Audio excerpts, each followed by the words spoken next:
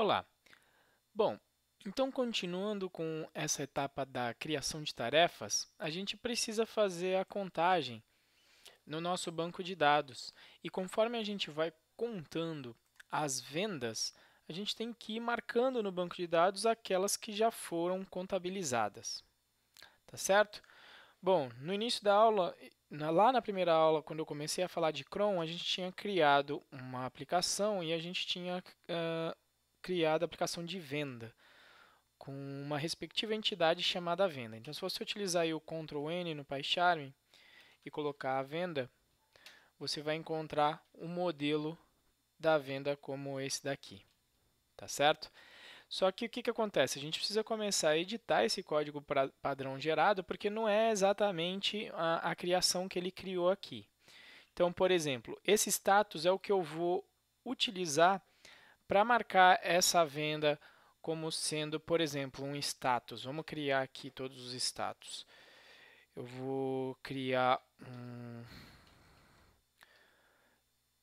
nova, que vai ser uma venda nova.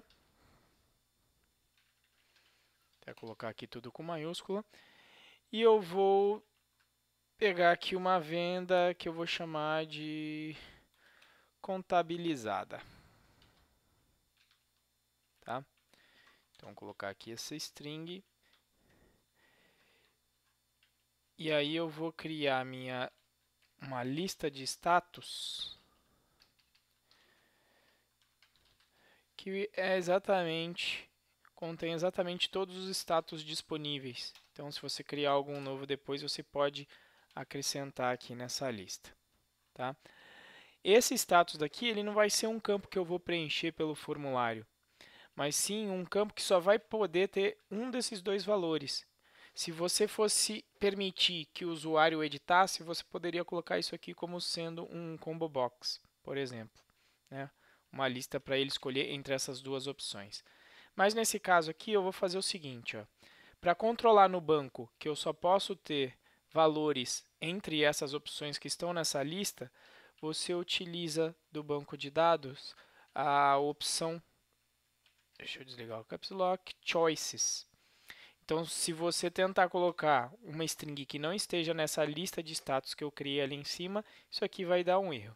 E por padrão, a gente vai ter sempre uma venda com status de nova, inicialmente. Tá certo? Se a gente acessar aqui a partir da app de vendas e eu acessar o criar vendas, você vai verificar que o status ainda está aqui. Então a gente precisa alterar esse comportamento. Tá? Então a gente pode fazer uma abordagem bottom-up ou top-down. Vamos na bottom-up, ou seja, eu vou do modelo navegar até chegar ao salvamento.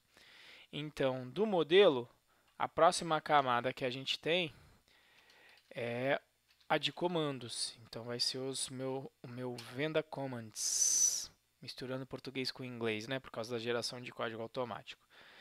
Então eu tenho um formulário que define quais são os campos que eu vou utilizar quando eu estiver salvando ou fazendo o update de uma venda. Então o que eu vou fazer? Vou retirar o status desse formulário.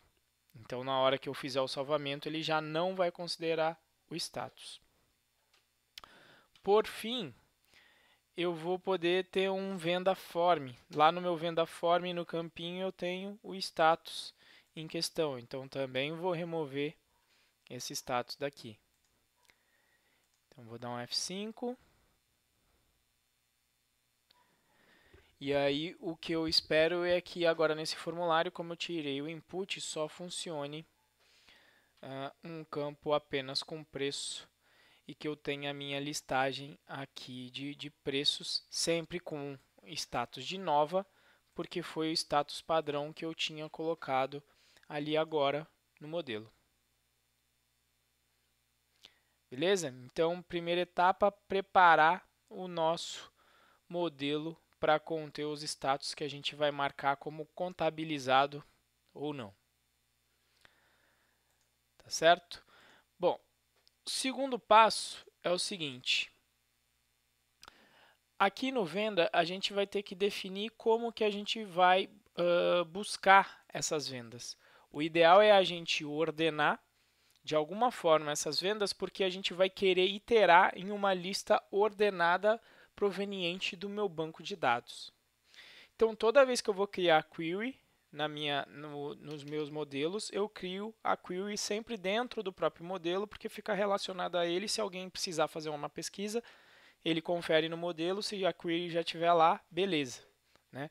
Em particular, eu já tenho a query que me retorna a venda por criação.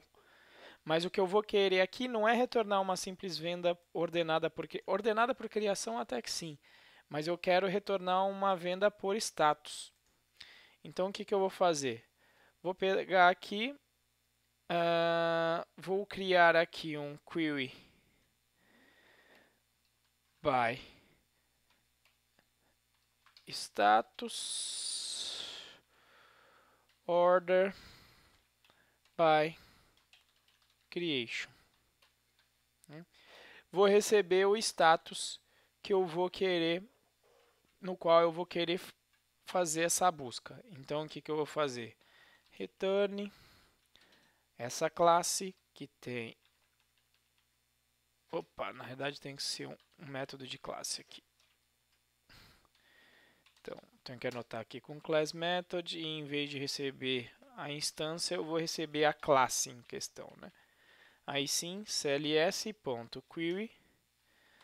Vou filtrar pelas propriedades cujo status seja igual ao status que eu estou passando ali como parâmetro.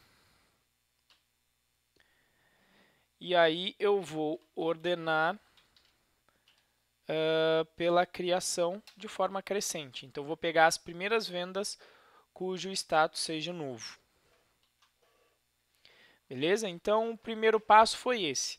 Modelar a nossa venda e preparar a query pela qual eu vou iterar, pegando venda por venda, ordenada por criação, para conseguir calcular o meu total aqui na contagem.